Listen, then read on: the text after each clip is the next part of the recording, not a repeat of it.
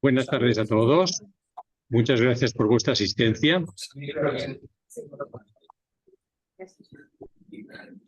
Buenas tardes a todos. Muchas gracias por vuestra asistencia, tanto los que estáis presentes como los que nos están siguiendo por Zoom. Continuamos nuestro ciclo de conferencias esta tarde con la conferencia Carlos III y la formación de un sistema dinástico europeo, a cargo de nuestro buen amigo, el profesor Daniel Aznar. Daniel Aznar es doctor en Historia por la Universidad de Barcelona, maîtrise en Histoire moderne por la Sorbona, luego posteriormente doctorado, hizo también el máster en Histoire de Relations Internationales por la Sorbona, es profesor de la Universidad de Barcelona y también de la Sorbona, investigador asociado en el Centro Roland Musnier de la Sorbona y forma parte activa de los grupos de investigación, poder y representaciones y diplomacia EP. Ha sido comisario del tricentenario de Carlos III, organizado por la Real Orden Constantiniana de San Jorge, y el Archivo de la Historia de la Corona de Aragón. Es secretario general de la Comisión para el Reino de España de la Real Orden Constantiniana de San Jorge y es canciller de la Real Delegación de Cataluña. Daniel, cuando quieras. Bien, muchas gracias por la invitación. Muchas gracias al presidente o al delegado de la delegación catalana de los Unidos de los Castillos y a todos ustedes por asistir a esta conferencia cuyo subtítulo quizá es más interesante o nos lleva más al tema del que vamos a hablar que el propio título, porque Carlos III yo creo que es un soberano y un tema al que todos conocemos bastante bien. Y además creo que son un público muy letrado, con lo cual sería un poco absurdo hacer una biografía de Carlos III ahora, por la tarde a estas alturas.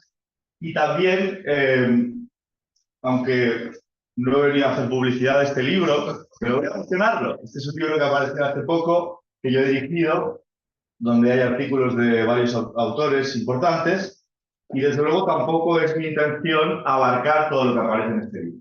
Pero sí que me gustaría proponerles y compartir algunas ideas sobre esta cuestión del singular papel dinástico que desempeñó Carlos de Borbón, luego Carlos III de España, en la Europa de su tiempo. No solo primero como actor un poco pasivo, actor teledirigido por sus padres y por los otros actores políticos que están en torno a él, sino también después, cuando es rey de España, y su papel evoluciona a un mayor protagonismo. Y lo voy a un poco centrar, o vamos a abordarlo desde la cuestión de la identidad. La identidad, que es una noción, un concepto que los historiadores desde hace ya varias décadas extrapolaron de lo individual a lo colectivo, las identidades nacionales, las identidades sociales, etcétera. Pues también en este caso las identidades dinásticas de este príncipe que se encuentra, como decía, en una situación singular. Es un infante español de una familia francesa que se acaba de instalar en el trono de España. También es un príncipe italiano. Y como vamos a ver, no solo eso. Hay otros componentes, hay otros condicionantes que determinan un poco su trayectoria vital y política. Entonces, sobre la identidad de los borbones españoles, sobre estos primeros borbones de España, hay algunos tópicos, hay algunas cuestiones que son falsas. Por ejemplo, pues Felipe V era sobre todo un borbón francés, Fernando VI era sobre todo un borbón español, y Carlos III pues, venía con su acervo y su experiencia italiana, y es lo que marcó su reinado y, en fin, su carácter. Y si que esto sea falso, también hay que mencionar que Felipe V fue un borbón muy español, en cierto modo, en la medida en que en algún momento se vislumbró la posibilidad de intercambiar las coronas de España y de Francia, no de forma inmediata, pero es muy potencial, muy posible. y él se reafirmó siempre como el heredero de Carlos II y esa corona que la había recibido la quería completa con todo el patrimonio, y fue una de los motores de su política internacional. De Fernando VI, que ciertamente era identificado en la corte española como una referencia de un hipotético llamado Partido Español, de la influencia de franceses o italianos de la corte, y que hay esa frase tan famosa de Bárbara de la Lanza cuando muere Felipe V, que escribe a su padre, el rey de Portugal, el rey es español porque ha nacido en Madrid y no en Versalles. Eso es una declaración de intención. No obstante, también de Fernando VI tenemos otros testimonios de su orgullo, de su apego a su sangre francesa. Hay también otra frase célebre, muy curiosa, bueno, no sé si es muy célebre, pero en todo caso es bastante divertida, de uno de sus dos principales ministros, José de Carvajal, que explicaba en una carta a otro ministro que iban a tratar de hacer que el rey aceptase una medida en concreto sin despertar esos vaporcillos de yo soy Borbón. Parece ser que era algo que se le subía muy rápido y a veces dificultaba la toma de decisiones. Yo soy Borbón. Bueno, pues esa filiación de la Casa Real Francesa. Y luego, por último, con Carlos III, que es el que vamos a hacer un poco el recorrido de todas esas identidades múltiples, no solo dinásticas, sino también naturalezas nacionales antes del nacionalismo, en el sentido de los diferentes espacios políticos donde reinó. Entonces, un primer aspecto que me voy a destacar es la importancia que quizá no se ha insistido en ella, es decir, la importancia que debemos reconocer a la filiación femenina, es decir, a la adscripción a los linajes maternos. Esto es muy importante. Y en el caso de la monarquía española es extraordinariamente importante, porque al final esta agregación colosal, global, monstruosa, para los que no estaban dentro de ella, para algunos que estaban dentro de ella también, se produce a través de herencias femeninas. Es decir, los países de la Casa de Borgoña que pasan los años que fueron a la sucesión femenina, con María de Borgoña, Carlos y Carlosito, al fin y al cabo, llega a esa parte de la monarquía de los Reyes Católicos también por vía femenina, y finalmente, por supuesto, Felipe V, que habla con español por la vía de su abuela, María Teresa de Alcalá, y una infanta de Estambul. Y en el caso de Carlos III, su primera identidad dinástica, lo primero que él asumió, o el primer papel importante que tuvo en la política internacional, no lo tuvo por ser infante español, no lo tuvo por ser un Borbón, sino que lo tuvo por ser el heredero de su madre. Por tanto, también por esa filiación femenina de que era Borbón y Farnés. Y esta cosa de usar los dos apellidos, que ahora un poco de moda por forma de democratización, sí, pero que en realidad no se utilizaba, ni siquiera hasta hace un poco, por lo cual es realmente un caso raro, quizá de los primeros, en los que nos encontramos un príncipe español se le designa por los dos apellidos, Carlos de Borbón y Farnesio. Y significativamente se hace sobre todo cuanto más cerca nos encontramos del momento en que asumió la herencia de su madre, la herencia de los Farnesio, también del Medici, pero sobre todo a través de los Farnesio. Sobre esta importancia de la filiación femenina, también quería destacar otros ejemplos que a veces pensaba que no nos ponemos alineados uno tras de otro y entonces no nos damos cuenta de lo que nos están diciendo cuando los tenemos en cuenta todos juntos. En el sentido que, por ejemplo, volviendo a la de Carlos V sobre todo era borgoñón y se consideraba a sí mismo pues, un príncipe, un duque de Borgoña, su corte era la de Bruselas, es la corte de los duques de Borgoña. El sitio donde se quiso entrar durante bastante tiempo era en el panteón de los duques de Borgoña, que estaba ocupado por Francia, por lo cual ya ahí no, era su abuela paterna, era de su abuela, de su madre, de su abuela. Esta cuestión es, deberíamos tenerla en cuenta. En el caso de Felipe II es un poco parecido. Esa identidad tan española de Felipe II, sobre todo es transmitida por su madre, es una ministra portuguesa y es quien con quien él se cría. Y en el caso más cercano a la declaración de los Borbones en el trono español, por ejemplo, el caso de Mariana de Austria, la viuda de Felipe IV, regente de Carlos II, y de su nuera, la reina Mariana de Neuburgo, que fue la rama de la Casa de Baviera, pues, por ejemplo, también es significativo que estas señoras, sus preferencias políticas fueron más por la línea, por líneas maternas que por la asunción a su familia paterna. Es decir, era más importante la cercanía del vínculo que el pertenecer a la Casa de Austria o pertenecer a la Casa de Baviera. Por ejemplo, estos dos casos que les decía, Mariana de Austria, en el juego de candidatos que supiera a Carlos I, era partidaria no de su sobrino, el hijo de su hermano, el archiduque Carlos de Austria, ¿no? Pedro de Estrasburgo aquí, sino era partidaria de la sucesión bávara. Y paradójicamente, la reina bávara, la reina Mariana de Neuburgo, es cierto que una señora que ha cambiado un poco de opinión o familia, pero estuvo siempre mucho más identificada con el partido imperial. Y el partido imperial tenía las expectativas, por tanto, por el candidato austriaco y no con el bávaro. Sí, a ver, qué cosa tan curiosa, ¿no? Que la princesa, la princesa de Austria, era partidaria de la sucesión bávara y la princesa bávara era partidaria de la sucesión austriaca. Y esto nos explica, como les decía, por esta importancia de la vinculación o la afiliación por vía femenina. En el caso de Carlos III, pues sí, hay que volver a indicarlo. Esta es una genealogía que precisamente termina en él desde el momento en que se convierte en el duque de Parma, tiene la corona ducal y pues está representada sus dos ramas, y eso estuvo partido de dos. Un infante español, el escudo de su padre, y es el príncipe de Parma, es el jefe de la Casa de Parma, el escudo de su madre en el otro lado.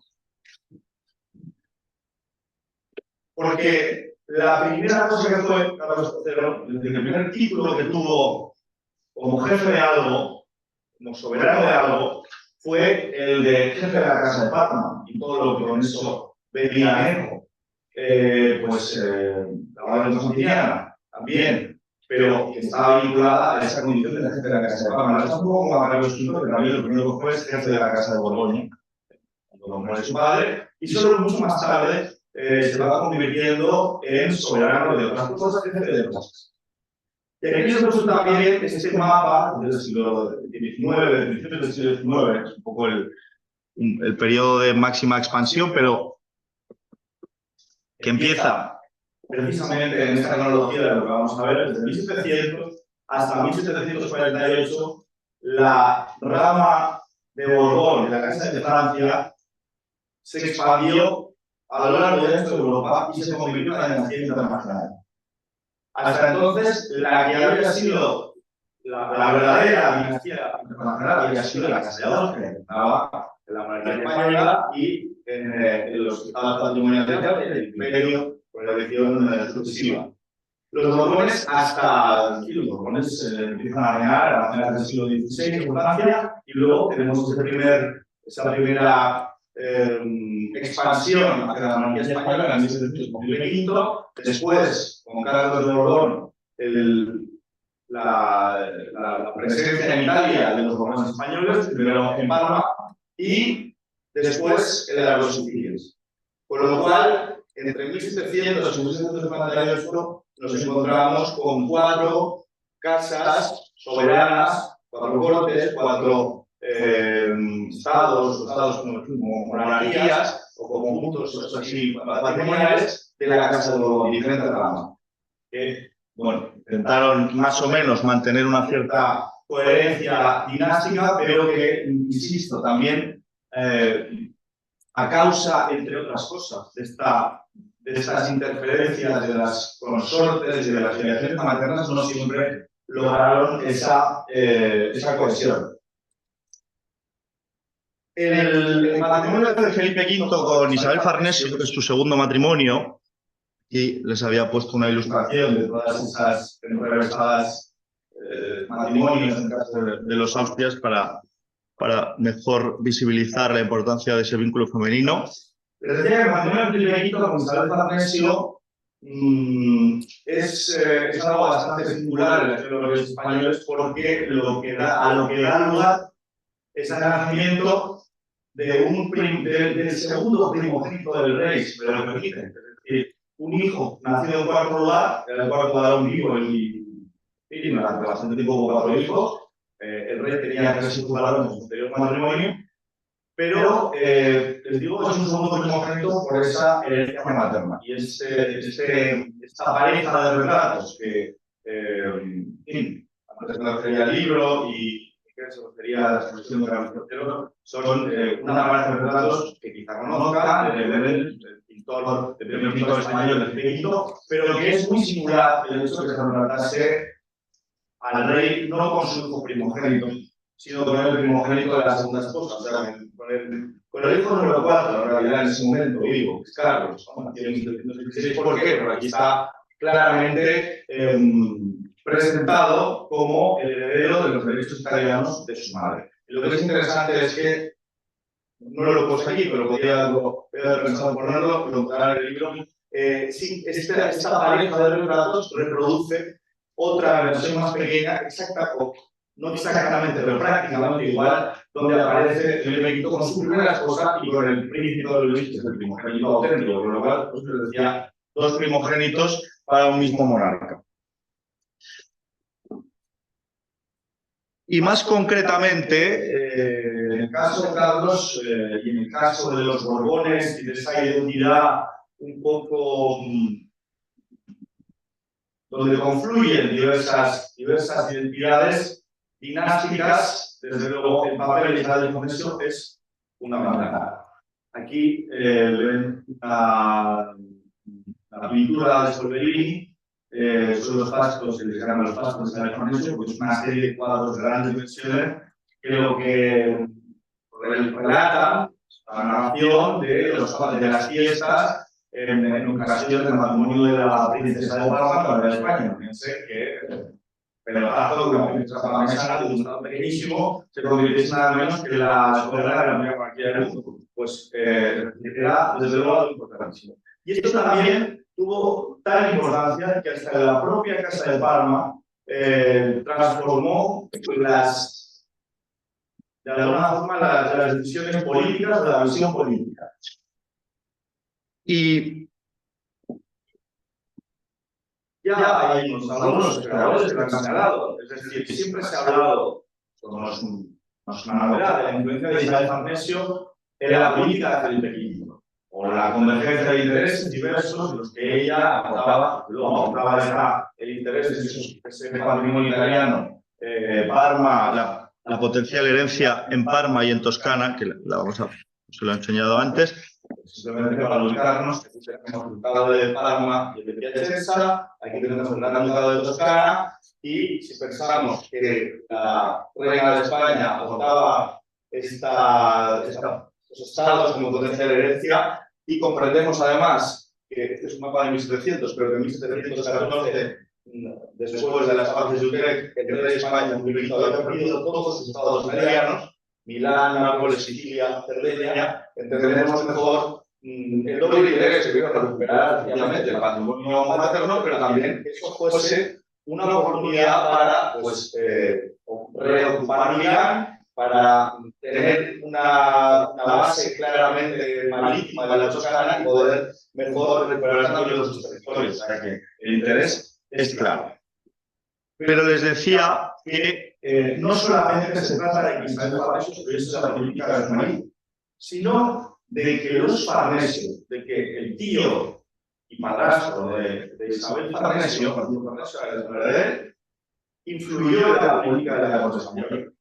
Influyó también en la política de su sobrina Bárbara hijastra. O sea, que se llega a dar la paradoja que la minúscula corte de Parma es la que inspira una política a la corte de Madrid, a la corte de España, que además en ese momento es la que perturba la paz de Europa, que es la que quiere realizar el tratado. Y aquí les he puesto, les presento estos retratos que seguramente identificarán alguno, pero para mejor visibilizar cómo podía o cómo funcionaba esa red dinástica y política. Por un lado, el duque de Parma, Francisco Farnesio, que era el tío carnal de Isabel, era hermano de su padre, el padre era el hermano mayor que había muerto, había remontado al abuelo, pero ahora nunca fue duque de Parma, y la madre de Isabel Farnesio, viuda de su padre, se volvió a casar con el hermano de su padre. Creo que vamos a entenderlo, ¿no? En todo caso, pues por esa razón, es el tío y el padrastro a la vez, que la llama padre siempre, y decir, que había padre. En definitiva, ese matrimonio de Francisco Farnesio con la madre, y ahora hablaremos también de la madre, nos vamos poniendo nombres, la madre de Sofía Dorotea de Neoburgo, y Neoburgo es una rama del Palatinado, que es una rama de la Casa de Baviera, ¿no? Pues esta señora había tenido, solo sobrevivió esta hija del primer matrimonio, y ya el segundo matrimonio no dio más frutos. Esto también es importante para comprender cómo Francisco Farnesio encara la idea de la continuidad de su dinastía y de su estado. Por un lado, pues en la corte de Parma tenemos estos soberanos. Él va a vivir hasta 1731, perdón, hasta 1727, ella mucho más, hasta 1747. Y aquí tenemos a la corte de España, Felipe V y Isabel Farnesio. El matrimonio tiene lugar en 1714, pocos meses después de la muerte de la primera esposa, que fue cuando ya se había terminado definitivamente la Guerra de Sucesión Española. Y el matrimonio tiene lugar gracias a la intermediación de un personaje que es enviado primero religioso y luego oficial del duque de Parma, que es la abad de Leoni. Había servido a diversos príncipes europeos, pero que era piacentino, o sea, era súbdito en origen del duque de Parma, y poco a poco el duque de Parma fue encontrando el interés en, digamos, atraerlo a sus intereses. Y fue gracias a él que se produce este matrimonio, que es el que inspira esa idea de que a través de esta princesa parmesana se podrá regresar a Italia. Y cuando todo esto ya, digamos, se estabiliza, por supuesto, cuando llega Isabel Farnesio a la corte de Madrid, es la carrera ascendente de la abad de Leoni, la caída de todos los franceses que habían estado dominando la política durante 14 años, y la llegada, el desembarco de muchísimos imperios más. Ya había algunos, pero sobre todo muchos parmesanos y piacentinos que desembarcan en la corte de Madrid. Este es el principal de todos ellos, el Papa de España, el Papa de Análisis, lo que crea la Iglesia, y se convierte en un válido / primer ministro de esta pareja, y al mismo tiempo un enlace entre las dos cortes. Vamos a ver un poco de cada uno de estos personajes para comprender mejor todas estas influencias dinásticas que a veces nos pasan desapercibidas. La abuela materna de Carlos de Borbón, Sofía Dorotea de Neoburgo. Aquí, más o menos, se sitúa este Santo Imperio.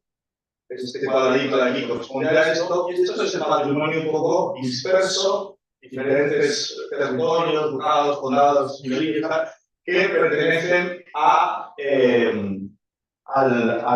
los electores palatinos, los 7 primeros electores, y cuando la rama de los electores palatinos, forma parte de la Casa de Baviera, se extingue en el siglo XVII, una tercera rama de Baviera, que son los duques de Neoburgo, asume la jefatura de la rama palatina. Por tanto, son a la vez príncipes electores, príncipes palatinos, y a la vez príncipes de Neoburgo. Por eso a veces a todas las hijas e hijos del primer elector palatino duque de Neoburgo, Felipe Guillermo, encontramos gracias a ellos, por ejemplo, una que será la más familiar, Mariana de Neoburgo, la segunda esposa de Carlos II, que la hermana de Sofía de Neoburgo. A veces encontramos que se la designa como Mariana de Baviera, Mariana del Palatinado, Mariana del Palatinado de Neoburgo, Mariana de Neoburgo, pero tener en cuenta esta pertenencia a la Casa de Baviera y esta rama, segunda rama de la Casa de Baviera. ¿Por qué es importante hablar de esta familia? En realidad, buena Carlos sí, la abuela materna, que a veces nos queda un poco de mano, no pensamos todos estos príncipes, pero porque es importante porque esta familia, que en muy poco tiempo pasaron de ser unos duques del imperio importantes, pero muchísimo ricos, pero no tantísimo, pasaron a convertirse en uno de los en ese momento, 8 y luego 9 sectores. Y además, no solamente eso, sino que eran católicos, por lo cual entraron, el duque de Burgos era católico, su predecesor había sido protestante, por lo cual también, digamos que entraron en el gran mercado patrimonial de las familias católicas, porque ya tenían un rango elevado y porque compartían la misma confesión. Y desde luego jugaron el príncipe elector, el flamante elector Felipe I jugó muy bien sus cartas porque logró casar muy bien, o casi casar, en todo caso casó muy bien a todos sus hijos.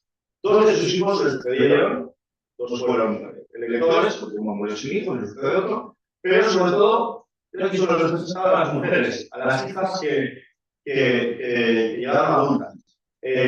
Aparte de los dos que fueron electores, hay otros cuantos que fueron arzobispos, príncipes del imperio, etc. Con lo cual, una primera cosa a tener en cuenta, que era muy atractiva en estos palatinos, en el mercado matrimonial de la realeza, era esta fecundidad. Que el príncipe Felipe Guillermo había tenido, sus 14 hijos y le habían sobrevivido, que llegaron a la adulta, lo cual estaba bastante bien.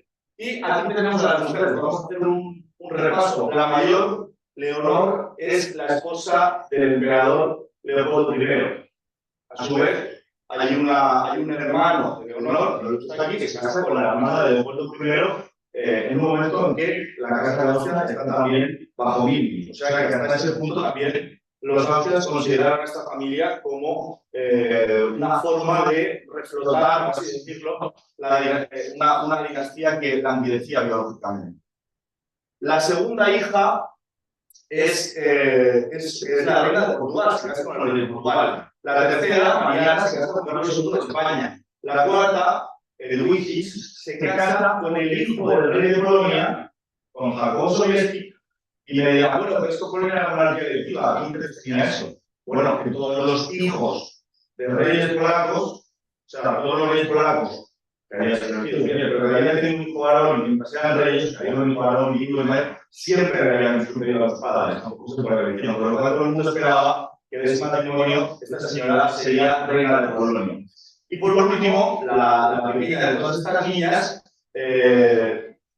está prometida y se quiere casar por poderes con el elector de Baviera, con el jefe de la familia. Lo que pasa es que se muere rápidamente y ahí pues acaba en esa expectativa. A la que hemos nombrado, pues la protagonista de esta que estamos comentando, que es Sofía Dorotea, que casa con el duque de Parma, con Francisco Farnese. Esto es importante porque, digamos que vamos a ver también cómo, si bien en un momento dado, y como lo han visto por estos matrimonios, por lo que les he dicho antes, esta casa palatina estuvo a favor de que los austrias fuesen los opositores en el trono español, luego por las propias circunstancias, es decir, por la propia, cuál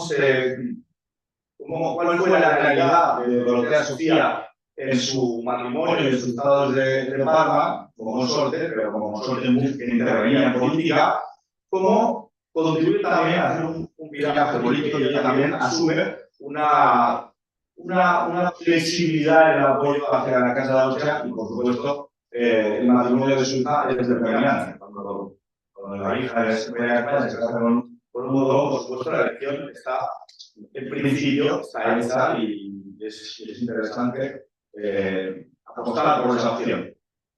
Sofía Dorotea fue una princesa muy importante porque no solamente, igual que pasa con San Farnesio, probablemente de ahí también viene esa educación política de San Farnesio, comparte con su marido el peso del poder, toma las decisiones, ella tiene un gran papel en la política.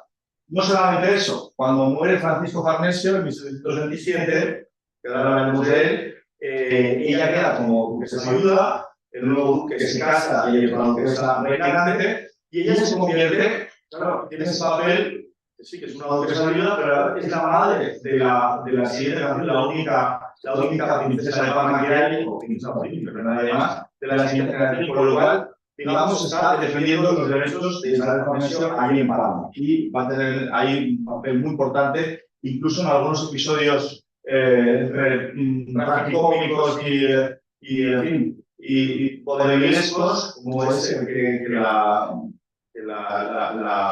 siguiente duque de Parma, y sucedió a Francisco Farnesio, con el hermano suyo, el hecho de muerte deja asustados literalmente al ventre brillante de su esposo, al fruto de las entrañas de su esposa, lo que luego se le muestra una farsa. La esposa está embarazada, aquella que en este momento está falsificado, y era toda una estratagema de la corte divina para intentar atrasar las cosas. Lo que pasa es que en esa textura que apartaba al infante Carlos de su herencia parmesana es precisamente la abuela y la que está y la que considera que sí, que es un reconocimiento a su cuñada para que constatar que como se ha escrito una carta, la duquesa está embarazada hasta que el emperador quiera que se.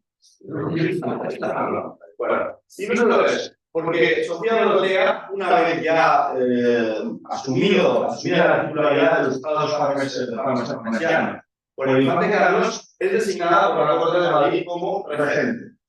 Y además, no solamente regente en ausencia del infante, que tiene 15 años, sino en el tiempo que hasta el 17, que se establece en su mayoría de edad, el infante, como duque soberano de Parma, va a tener dos tutores, que son su abuela, regente de los estados parmesianos, y su tío, el gran duque de Toscana, que está vivo y al que también se supone que va a heredar. Incluso después, cuando el infante Carlos, como duque de Parma, deja Parma para ir a conquistar las dos Sicilias, en 1733, de nuevo se la deja como regente. Y de hecho, se da una circunstancia que las vicisitudes que luego hicieron que los exércitos invadiesen los estados parmesianos durante un poco más de una década. Ese territorio estuvo bajo la dominación de la Casa de Austria. La duquesa viuda se quedó a vivir en sus estados, se convirtió como en el referente de los derechos aún invocados de los Borbones hijos de Farnesio, y de hecho, como si, digamos, se aferrase a poder ver un poco consumada ese derecho que debería ser suyo a su hija, solamente morirá un par de meses antes de que otro de los hijos de Felipe de Farnesio, Felipe de Borbón, llegue como duque de Parma, y ahí empieza la línea de los Borbón-Parma a Francia. Por lo cual fue un personaje que a nivel político fue extraordinariamente influyente, que es poco conocido y que además se mantuvo en circunstancias muy adversas para mantener la continuidad dinástica, como ven, a través de la vía de su hija. El otro personaje que influyó mucho en la política de la corte española, que esa política española en gran medida, desde 1716 hasta entrar muy en los años 30, pasaba por el infante Carlos como un actor de peso para el regreso de los Borbones a Italia, es el duque de Parma, Francisco Farnesio. Francisco Farnesio no era el último de sus tíos, tenía un hermano, el príncipe Antonio, el que nadie tenía grandes expectativas con respecto a su inteligencia y otras cuestiones, y tampoco su hermano había fomentado que se la vida, el señor Millán de Venecia, pasándoselo bien, y luego, además, Francisco Farnesio le había prohibido casarse.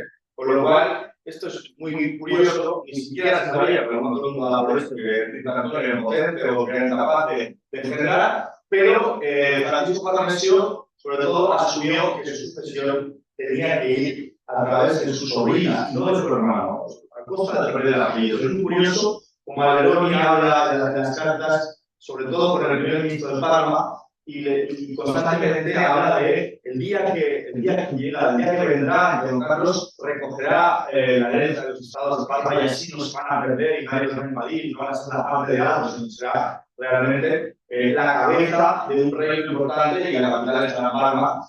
Y Francisco, en definitiva, pues se estimaba que era muy glorioso que su dinastía acabase con un Borbón español que fuese el jefe de los Farnesio, el jefe de la casa Farnesio, de la casa de Parma. Además, Francisco Farnesio favoreció que toda una serie de parmesanos, como les digo, fuesen a la corte de Madrid con su sobrina. Ya estaba allí previamente, como les he dicho, Alberoni. Pero luego hay otros muy importantes, muy interesantes.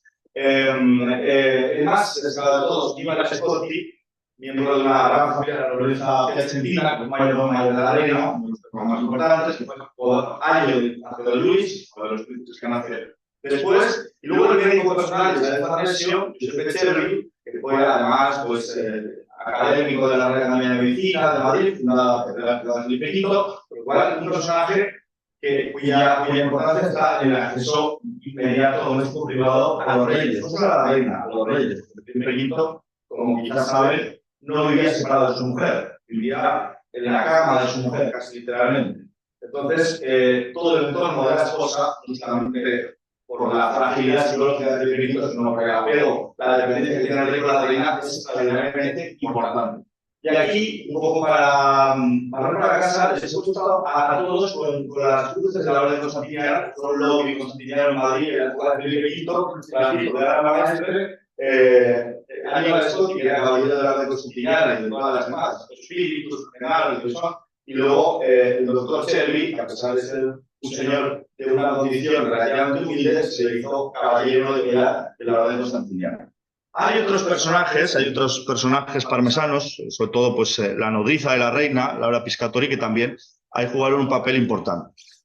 Y para que vean hasta qué punto Isabel Farnesio fue capaz de generar una imagen de sí misma como la matriarca de una dinastía, esta imagen que les he puesto aquí, que aparece comentada en el libro, que se llama, es el frontispicio de una obra, y el título que aparece en esta carácter aquí, reina feliz, madre fecunda, en fin, quizá a mi descendencia de los tronos, habla de soy la niña de un rey, etc. Pero lo que es interesante es ver cómo está planteada esta escena. Aquí está la reina, en este trono, el rey solo aparece por arte de retrato, es decir, está representado indirectamente, aquí un retrato del Felipe V, que puede estar el soberano, pero como hubiera sido indecoroso que apareciese el rey solo con los hijos de su segunda esposa, no con los hijos de la primera, que es Iván adelante, ¿no? El príncipe de Asturias o Luis I, Fernando VI, pues aquí se recurre a esta carta primaria que el rey no está presente, sino solo está aparente por el retrato, y es la reina la que está presente con sus hijos. Y además, sus hijos, cada uno ya más o menos, algunos colocados ya, nombrados ya como rey de las Sicilias, Nápoles de Sicilia, el infante Felipe con el hábito de maestrante y gran prior de las órdenes, casi todas las órdenes españolas, también de la de San Juan, del Hospital, el infante de Luis, arzobispo de Sevilla y de Toledo y Cardenal, con 6 años, una vocación muy temprana, y luego la princesa, la mayor, la Victoria, que está en Brasil, y luego en Portugal, y las otras que están aquí por casa. Y también es interesante ver cómo realmente Isabel Farnesio plantea esto como una dinastía que nace de la suma de dos. O sea, los Borbones de Francia por aquí, Luis XIV, Fernando VI, Felipe V, y los Farnesios. Y sin embargo, Pedro, o sea, Pablo III, la Papa, su hijo, el primer duque, su nieto, Pedro Luis, luego pues por aquí los Farnesios, los Borbones, y aquí nace todo. Por lo cual, es esa manifestación que a través de las artes es muy fácil de ver. También en este otro retrato, que conocen bien y que espero que hayan tenido la suerte de ver, porque es un espectáculo, yo creo que es una de las obras maestras del Museo del Prado, a veces muy poco valorada, ¿no? La familia de Carlos IV, como sí, hablar, pero este retrato me parecía también una sala para él solo y no compartir espacio con otros. Y además, sobre todo, es un retrato que a nivel histórico y político nos habla mucho. Yo creo que ya ven, es obvio por dónde va el tiro, que sucede dentro de esta composición que es absolutamente la reina. El rey, su marido, está soslayado aquí, guardado. Incluso, ahora comentaba antes de empezar la conferencia, se tuvo que depositar los restos de porque la primera era demasiado hostil y aparecía demasiado, pues supongo que en su estado natural, ya en el descoronado, en el año 1740, se acaba en el 43. 3 años antes de que muera Felipe V, el rey está ya en calidad absoluta, psicológica, y es la reina que lleva el peso de todo. Hasta que ya la ven aquí con el manto del español, y hay 2 coronas en el confín, la corona de su nivel y la suya, para que quede claro que esto está un poco más de coeficiente. Luego, digamos que lo que queda de la descendencia de la primera esposa, el príncipe X es Carlos VI, el príncipe de Asturias, aún no, Carlos VI, su esposa, Bárbara de Braganza, los pobres con más de, en el caso del 29, y ya han pasado más de una década, y no hay ni un atisbo de efectividad en favor de señora, pero en todo caso, de aquí parece que va a ser la cosa. Y hay todos los hijos de esta dinastía híbrida o Farnesio, esto sí que es un triunfo absoluto. Esto es, además, está representado de una forma mucho más gloriosa, mucho más heroica. El rey de las Costillas, que tiene aquí su propia corona, suya por su mérito, por su conquista, el mando de las nacionales, es todo lo que ha venido desplazado, con un peto de armadura, con las botas de jinete, con el uniforme, con la peluca reducida, igual que su hermano, que también lleva peto de armadura, como así el príncipe de Asturias. Hasta tal punto que cuando se termina la obra, imagino que el tiempo que se tardó en decidir dónde se colocaba, estuvo en el taller del artista, de la luz, y Fernando VI, desde luego, no quería, por supuesto, que este cuadro pasase ningún lugar destacado en los palacios reales españoles. Me quedan 10 minutos más. Sobre la cuestión de la afiliación paterna, o sea, en qué medida ser Borbón era un problema para Isabel, o sea, para los hijos de Isabel Farnesio. Esto es una cosa importante, porque a veces rápidamente identificamos a un linaje con los intereses de la familia, los Borbones de España, como se ve que tienen que entender, pero nada más de la realidad, eso entendieron bastante mal. Incluso se hicieron una pequeña guerra al terminar la Revolución Española, por lo cual era una cosa insólita que los franceses nunca habían llegado a hacer. Pero además nos encontramos con algunas paradojas. Digamos que culturalmente y dinásticamente, desde luego, pues Felipe V siempre defendió que sus hijos, como no voy a ser de otra manera, eran hijos de Francia, el privilegio que había dado Luis XIV, que los hijos suyos, aunque nietos de Francia eran hijos, entraban en un rango superior, y que a pesar de las denuncias a la corona francesa, ese rango se tenía que mantener. Por otro lado, también hay un entorno francés en la corte española de la intimidad de la familia real, que es innegable, ¿no? Los protectores de los infantes, sobre todo de los primeros años, son franceses, los confesores también, y el idioma de la familia, de las cartas, ya habían metido cosas en Madrid, por supuesto, es francés. Y el rey y la reina también hablan. Pero por otro lado, por ejemplo, los encontramos, una cosa sorprendente, pero que encaja en esta preocupación para que los príncipes no se dejen manipular por los intereses de la corte francesa, por muy ideas francesa que sea. Por ejemplo, en el momento que el infante Carlos está haciendo su viaje a Italia, hay un momento que se pone enfermo y uno de sus un médico suyo le da para su ilusión una biografía de Luis XIV en italiano, para que empiece a familiarizarse también con el idioma, etc. Y el mayordomo mayor del rey, del duque de Parma, que era su valle, el conde de San Esteban, que era el hombre de la absoluta confianza de la reina, le replica esa biografía y le pide a él. O sea, esto de que constantemente vayamos a buscar el Luis XIV de la referencia de todo, bueno, ya administraremos las dosis de Luis XIV nosotros. O sea, mucho cuidado con que no se manipule al infante para hacerlo comunal con intereses que no son los nuestros. Y por ejemplo, también, eso advertía mucho a su hijo cuando se le aproximaba a príncipe de la primera francesa, enseguida también la persona que le hacía saludar en el 9 de Luis XV era el gran primer de Orleans, era un primo de Luis XV, un hijo natural, un hermano bastardo del duque de Orleans, y la reina le escribe al infante: mucho cuidado con el gran primer de Orleans, porque seguro que quiere que te cases con la hermana suya y tal y cual, y esto, y ella escribe a San Esteban: cuidado con este señor, cuidado con tantas cuestiones que me metan nada en la cabeza. Bueno, pues esto es una cuestión muy importante, como Isabel Farnesio, que ya desde luego no es Borbón, pues va con mucho cuidado. Otro elemento importante de hasta qué punto ella asume decididamente que se está fundando una nueva dinastía, que es una suma de Borbón Farnesio, los intereses concretos de esa familia nacida con el matrimonio, es el caso de la corona de Carlos de Borbón como rey de las dos Sicilias.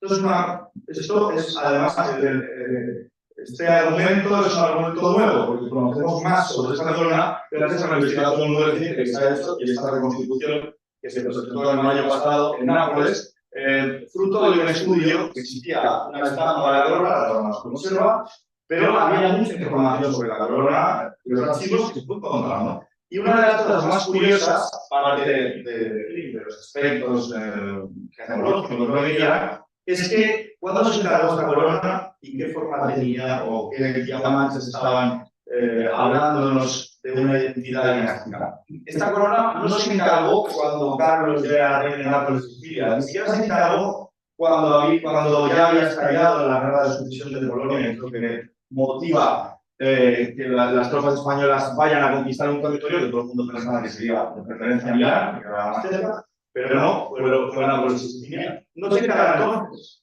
sino que se encarga antes, se encarga en 1732. Lo que era Isabel Farnesio en 1732, cuando su hijo José Luis Duque, como rey, cuando esta corona aún no le correspondía, y además todos estos diamantes son diversos que se compraron, etcétera, pero este es el diamante más importante, el más grande, el de más valor, el más grande, es el diamante Farnesio, que además se había teñido de violeta en una corona donde todas las piedras eran blancas. Algo habitual en la época, y esto lo ven en las coronas que existen aún, y en esa época, las británicas, la corona del XV, francesa, lo normal era utilizar piedras de colores. Pues aquí se utiliza solamente una, que va en la parte central, una de color, que es el diamante Farnesio, para que destaque sobre todo. Y esto, de nuevo, es una alusión clara a esa filiación materna del infante Carlos, incluso cuando iba a ser rey. Voy a avanzar un poco para no alargarme mucho, pero otros elementos también destacados de esta política dinástica a través de la vía femenina. Isabel Farnesio, Felipe V, no nos olvidemos de él, Felipe V, Isabel Farnesio, también en su política internacional jugaron con los parientes de la reina. Antes hemos visto todas esas tías de Farnesio, las palatinas de Lugo, una de ellas casada con el príncipe de Bolonia, con Jacobo Sobiesky. Pues bien, en un momento en que los borbones españoles quieren utilizar, ellos, Felipe V en especial, siempre había defendido los derechos de Jacobo IV, que rey pretendiente al trono británico en exilio, porque su padre había sido expulsado en la Revolución Gloriosa, pues lo que hace es, este pobre príncipe exiliado, no tenía ni medios, ni forma, ni interés para ganarse casar con él, y en un momento en que Felipe V se lanza a una guerra muy temprana contra Inglaterra y todos los demás, a través de Farnesio se comienza el matrimonio entre Clementina Sobiesca y Jacobo Suárez. O sea, con la prima materna de su madre, ¿no? Estamos en la posición de Carlos, esta alianza tenía que favorecer toda una serie de cuestiones para la familia. Como hemos dicho, la sobrina por vía materna de Isabel Farnesio, perdón, la prima materna de la madre, sí, la prima de Isabel Farnesio es Clementina Sobiesca. Por lo cual ya ven que si no vamos a buscar por dónde viene el enlace aquí, no lo comprenderíamos, y realmente el interés de este matrimonio, digamos, no lo eligió Jacobo III, sino que Isabel Farnesio lo inscribió en unos planes políticos. Luego, también creo que hay una herencia clara en la forma de reinar del primer Borbón, esta forma de corregencia con Isabel Farnesio, en la forma de reinar de los sucesivos monarcas del Reino Unido en el trono español. A diferencia de lo que pasa en Francia, por ejemplo, donde las reinas consortes no tienen ningún papel y se les lleva clarísimamente, se les dice porque solo están ahí para hacer hijos varones, ya está, y poca cosa más. Ningún papel político de una forma sobre lo que haya enseñado a la gente. Los Borbones españoles, formados esto, con su esposa, pues, y al cabo, a pesar de la tensión siempre con la madrastra, el modelo de rey de su padre había sido gobernar siempre con su esposo al lado. También Carlos III compartió el poder con su esposa, con María Amalia de Sajonia y desde luego Carlos IV con María Luisa de Parma, no hace falta recordarlo. Solamente creo que, para no alargarme, voy a hablar de dos cosas más. Una es un retrato y la otra es el matrimonio de Carlos. El retrato es este. Este es un retrato que no sé si conocen, los que han visto. Tuvimos la inmensa suerte que nos prestasen para aquella exposición. Sin embargo, este es el marco dicho por los propios, por Patrimonio Nacional. Incluso el otro día hicieron una historia en Instagram donde se dedicaba ahí el conservador de pintura del siglo XVIII, Alejandro Lurries, y decía: el mejor marco de todas las colecciones españolas es este. Pues lo prestaron en el marco, pero lo prestaron la pintura. Y ahí es importante la pintura y el marco y por qué se hizo y cómo se hizo. Este retrato representa a Carlos de Borbón justo en el momento que llega a Italia para ser duque de Parma y príncipe heredero de Toscana. Como tal, pues aparece, algo que nos sorprende, pues las órdenes que había propias de cada uno de las casas reales a las que se vincula, ¿no? El Santo Espíritu como hijo de Francia, que usaba desde su nacimiento, el Tesoro de Oro como infante español, la orden constantiniana aquí, prendida en Ibera, que le asoma por la solapa de la casaca, como jefe de la casa Farnesio. Y luego otros elementos muy interesantes, el manto real que vemos aquí, que es un manto real azul, como les veis, es el único retrato de un príncipe español, de un infante español con un manto azul, como los veis, es decir, con un manto real francés. Los duques de Parma no lo habían dado elementos, por lo cual es añadir aún más el recordatorio que este príncipe convertía muchos de estos dinásticos. Y la corona, que no es de duque de Parma, sino que es de infante. Hay toda una explicación en este tema, no voy a entrar, pero es una corona de infante, porque se consideraba que era superior el rango de infante al de duque soberano. Y aquí, en el marco de decía, también es importante porque vemos los collares de todas estas órdenes, dos veces representados, un escudo también con la luz constantiniana, todo este trofeo de armas y de instrumentos militares. Se habla mucho en esa época de que el infante de Parma, la única cosa que le gusta es la música militar y la caza, que no sé si es cierto o no, pero desde luego no es inocente decirlo, además lo dice un embajador francés en una carta, en el sentido que se percibía en él un ardor guerrero, que iba a añadir por ahí los kilos. En este retrato, además, aunque sea tiempo de paz, aparece sutilmente con el efecto de la coraza aquí puesto, debajo de la caseta. Este retrato se mandó a la corte española, además lo pintó el retratista que había sido de los duques de Parma desde hacía bastantes años, Molinareto, que había sido el profesor de dibujo de la princesa Isabel o de la reina de Farnesio. Y de hecho, yo creo que representa muy bien las expectativas que la corte española y Isabel Farnesio ponían en su hijo, en esta identidad múltiple a la vez, infante español, príncipe francés, príncipe italiano y lo que sea. Y lo que sea, ¿por qué? Porque en esa misma época, cuando se pinta, en 1732, que es también cuando se encarga la corona, hay especulaciones sobre si, por qué no el infante podría ser en Polonia, por qué no, ya se había pensado en una ocasión, podría ser emperador, porque el emperador no tiene hijos, se podría casar con alguna.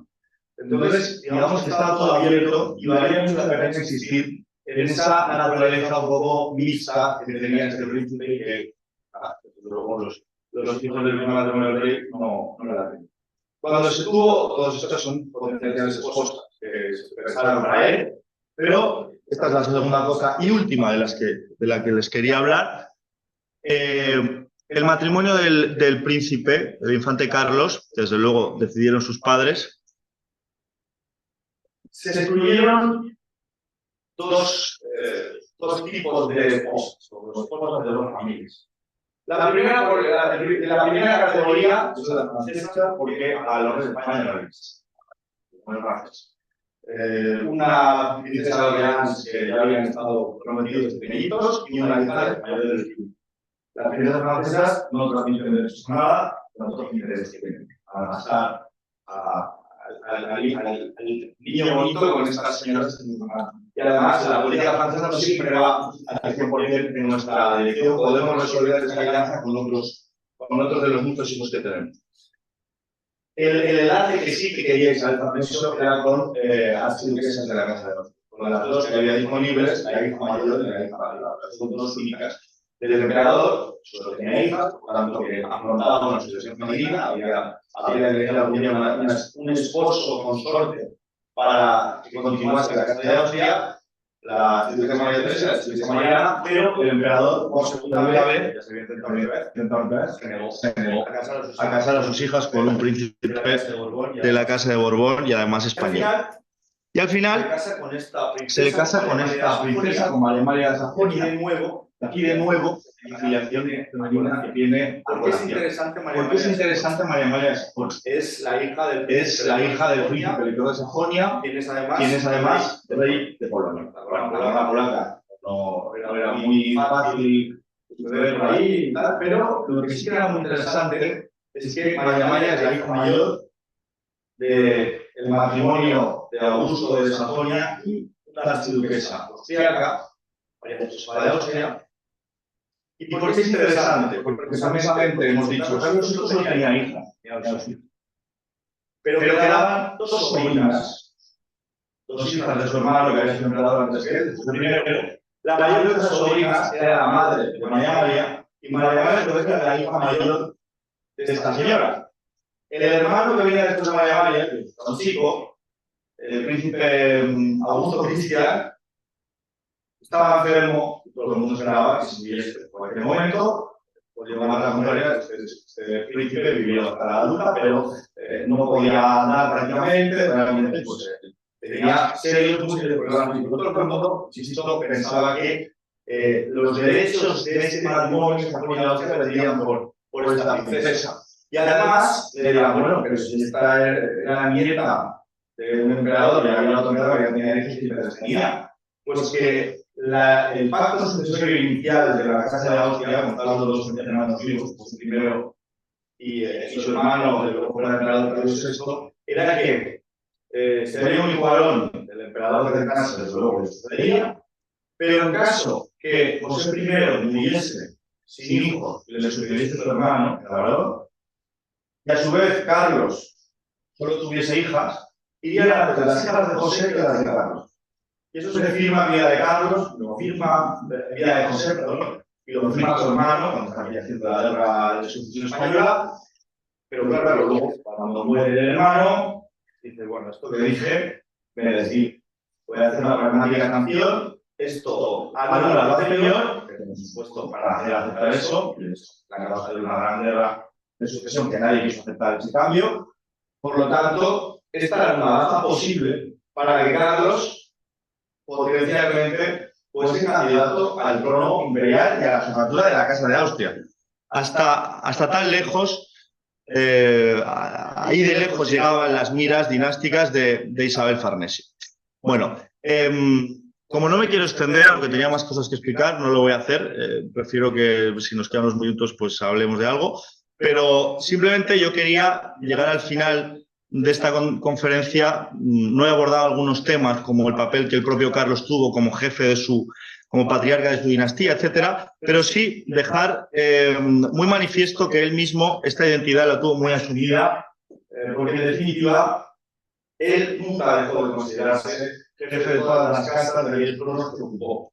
En Parma, aunque luego su hermano Felipe de Parma, él siempre se consideró el primogénito farnesiano y en sus sucesivos escudos como rey de las dos Sicilias, que ven que sigue utilizando el de la Constantiniana, las armas de los estados farnesianos y las de Toscana, que se sigue titulando como su hermano, pues el de Parma, rey de las dos Sicilias de Jerusalén, duque de Parma, que es gran príncipe de Toscana, y que incluso cuando es rey español y cambia sus armas de nuevo, no deja de recordar que la dinastía suya es una nueva dinastía Borbón. Es Borbón y la herencia materna, Farnesio Medici. La tenemos claramente en el escudo grande aún del trono del Palacio Real de Madrid y en la propia corona española que se usa y que sigue usando y que tiene Cataluña, que tiene una centralidad política, no olviden estos dos elementos dinámicos que aparecen. Estas 6 flores de lis no evocan a la casa de Borno. Hay en otro lado aparecen las 3 flores de lis. Estas son las flores de lis de los japoneses. Y este área es evocación de Sicilia, de donde también fue rey Carlos III. O sea que él, hasta el final de su vida, esa identidad mixta siempre le había acompañado, le integró perfectamente. Y cuando pensemos en Carlos III como un rey español, referencia para muchas cosas, Estado, en fin, la dinastía, etc., pues no olvidemos que durante gran parte de su vida, como príncipe, incluso luego como rey, estuvo abierto a poder ser muchas otras cosas. Príncipe o rey en Italia, incluso emperador, rey de Polonia, en algunos casos también rey de Portugal, ¿por qué no? Es decir, estuvo en el centro de muchas opciones dinásticas en Europa del siglo XIX. Así que yo voy a dejar aquí lo que la parte de cosas que me ha dado tiempo de explicarles hasta ahora. Como hago clases 1 hora y media, siempre cuando empiezo a hablar, hablo 1 hora y media, y yo hablo 1 hora, porque para antes, pero yo creo que tenemos un poco más de espacio para tiempo, para generar una cuestión, pues sería fantástico. Así que muchas gracias.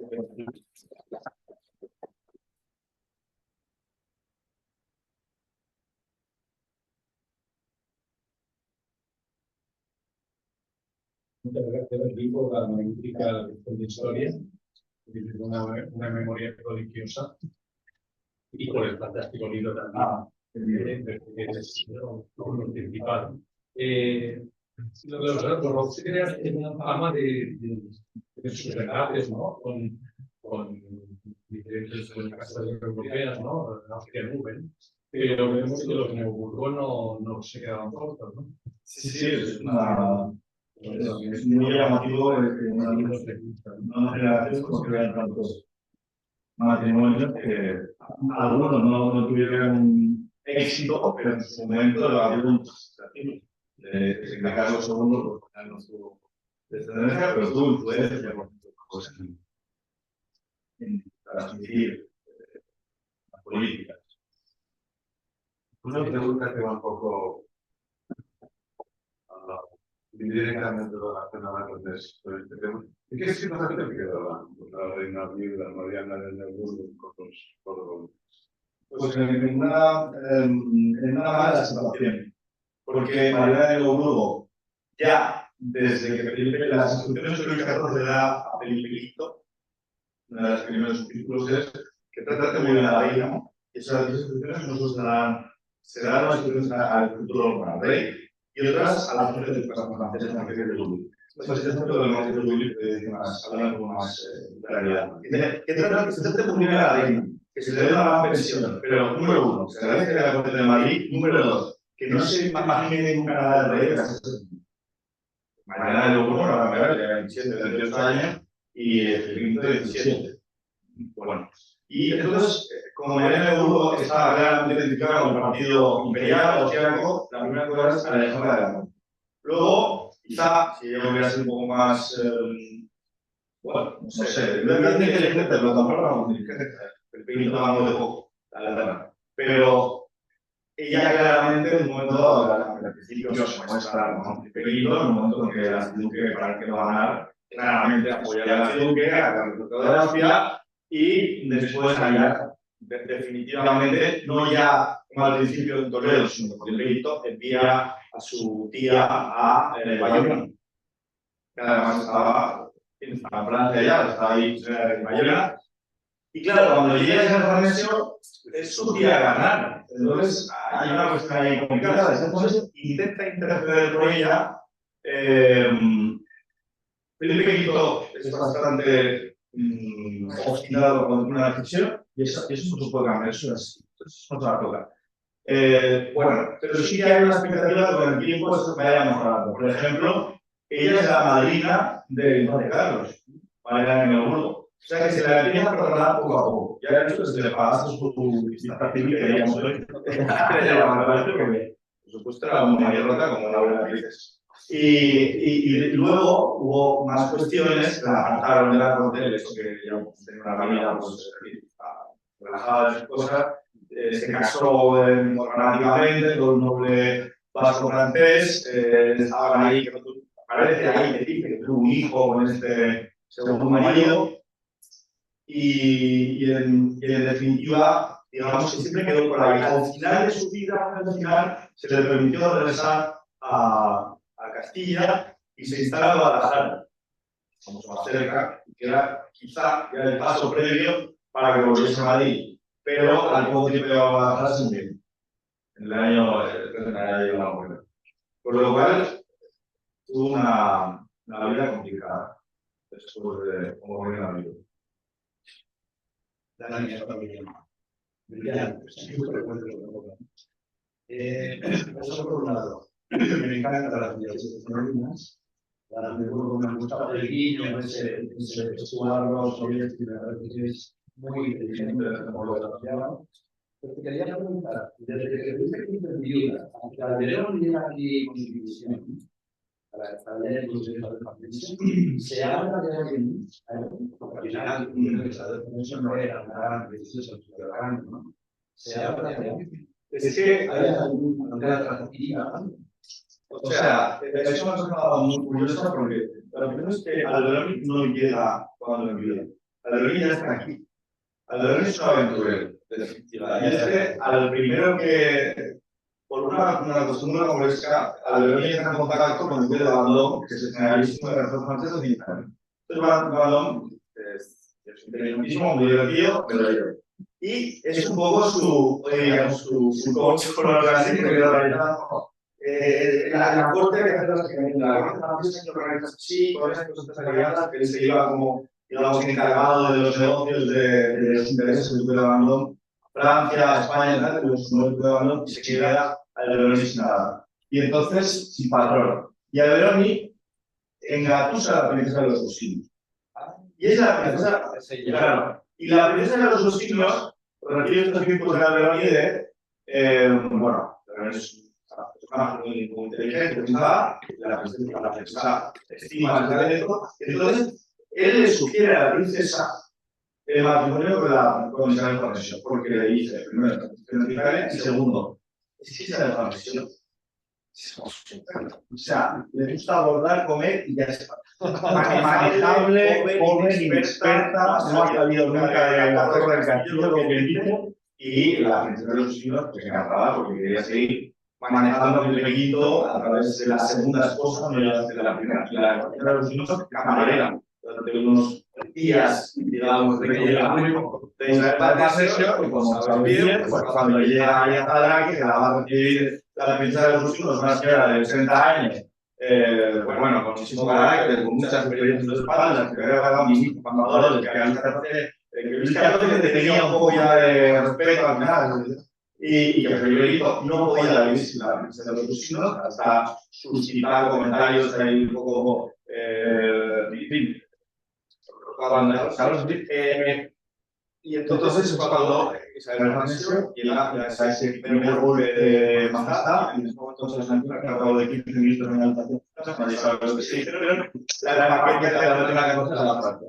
Y eso es matrimonio sobre preguntas y hubo otras opciones, no hubo tiempo porque el rey necesitaba una esposa ya, eso se hizo, y tan rápido se hizo que la corte francesa se enteró cuando ya estaba prácticamente Isabel Farnesio en camino. Y Luis XIV se enfadó de decir, pero este matrimonio ha sido contratado sin camino y le pregunte a nadie. La única consigna de Luis XIV era que no se casase Felipe V con una princesa de la casa de Murcia.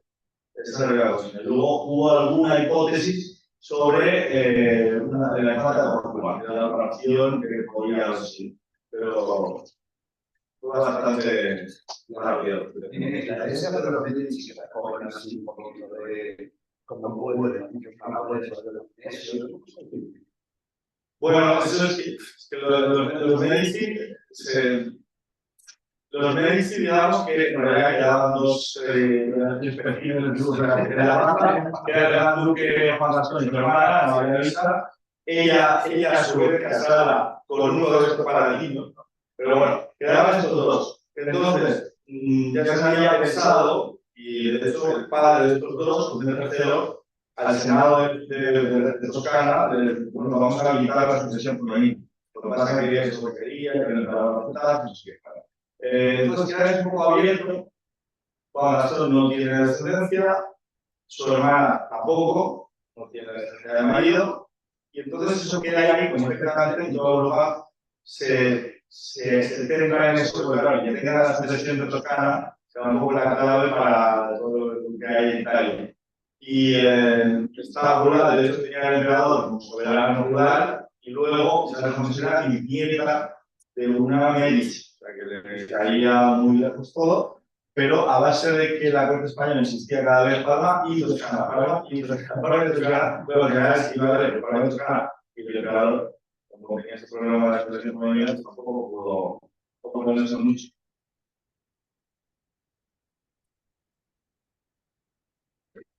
Yo tengo una pregunta, no sé si competencia de gemología. Nosotros enseñado una cosa magnífica, con un diamante que ha dicho teñido.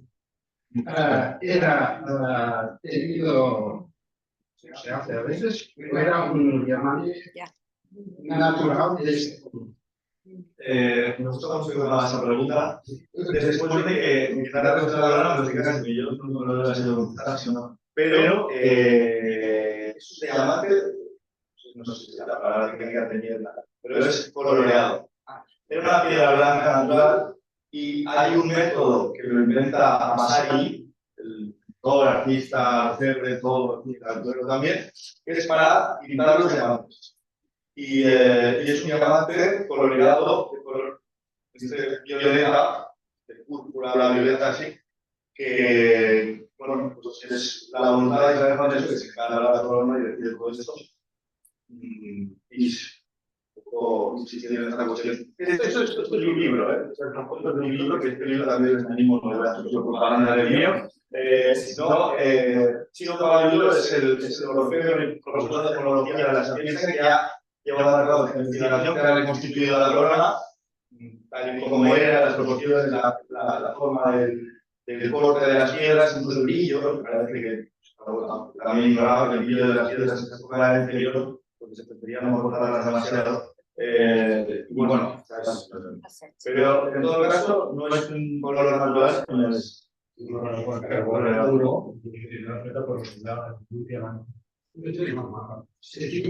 diamantes, pero la verdad es si habían buscado como diamantes naturales, habían buscado que lo que serían o no teorías de coloreado. El hecho de colorearlo incluso pues aún matiza más necesidad que tiene que ver claramente que es el protagonista de las coronas.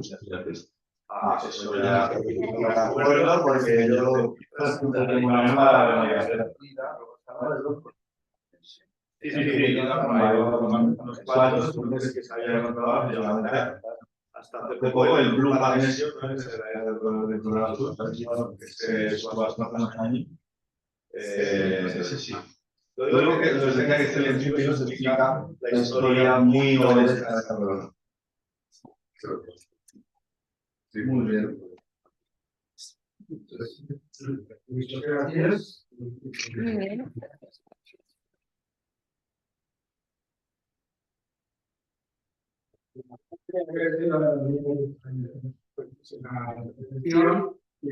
Muy rápidamente Inicio, ¿no? Adiós. Fuera.